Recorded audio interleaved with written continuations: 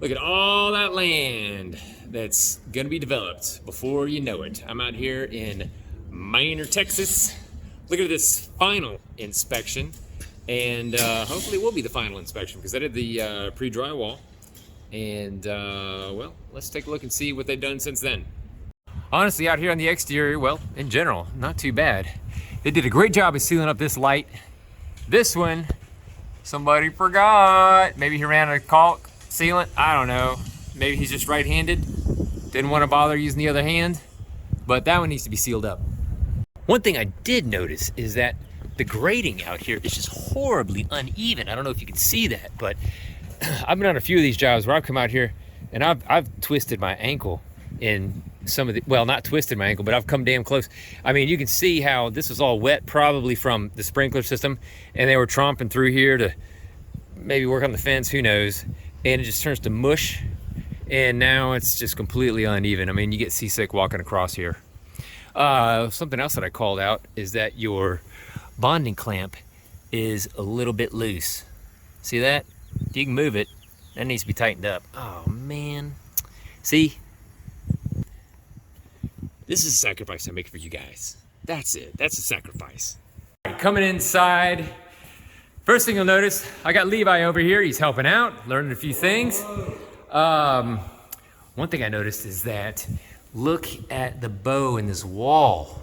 Look at how much that's bowed out. Now, this is cosmetic. Typically, I don't call out the cosmetic things, but this one is definitely outside of the builder's tolerance. So I went ahead and, because I noticed it, I went ahead and called it out. You've got, let's see, this little spot here. The X means look up. And I know it's hard to see. You just have to trust me. There's a nail pop up there. Let's see. Like I said, this house is pretty clean. You got these drawers that just wanted to fall apart. This pulled out completely. This one really wasn't any better.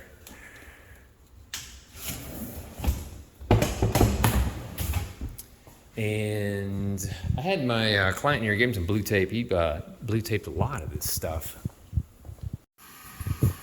Now, it's a rare day that I get to see this. But here I am with a thermal image camera. That's me. And look at what I found. Look at what we've got here. Trying to figure out how come the water never got hot. And it was because it was piped into the cold. So you got hot water at the toilet. Yes, that is coming in at 120 degrees. Man, that'll feel great when you turn it on the bidet. Coming out here to the inside, we got our walk-in closet. And look at this closet. It's walk-in attic. Looks like a closet, but don't hang your clothes on that rod. You're missing all kind of weather stripping here. All this is missing weather stripping. So with the thermal image camera, man, you see it.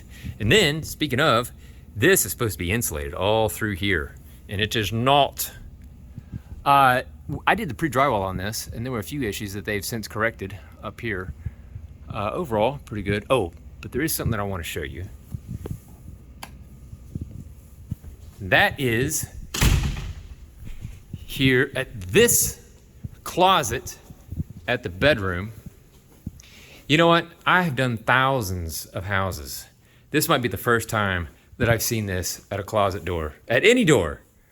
Opens up great, man. Check it out.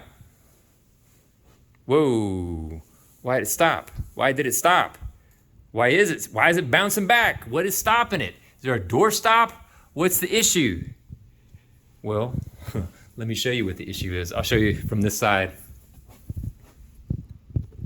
Can you see that? This hinge is on backwards, full on backwards, and it's binding right there. All the other hinges look great. They close up like they should, and this guy is binding. Never seen somebody put a hinge on backwards. Not until today. There was a few other little odds and ends. Overall, pretty clean house, I find that jobs that I've done the pre-drywall on, especially ones where the builder has come in after the fact and made most of the repairs, are usually pretty good come the final. So Coincidence? Maybe not.